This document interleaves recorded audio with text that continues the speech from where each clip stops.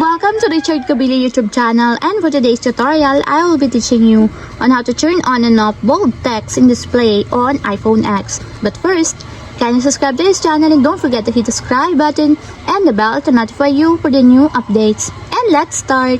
Using your iPhone X, from your home screen first, go to Settings. Then in the settings, scroll down and find the accessibility and then tap. Then in the accessibility, go to vision section and then tap the display and text size.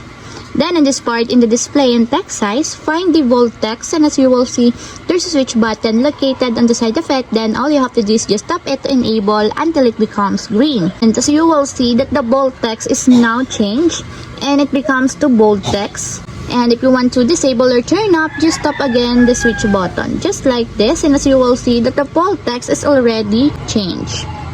And that's it, we have successfully turned on and off bold text in display on iPhone X. If you have a question, can you comment down below, and don't forget to hit the subscribe button and the bell to notify you for the new updates.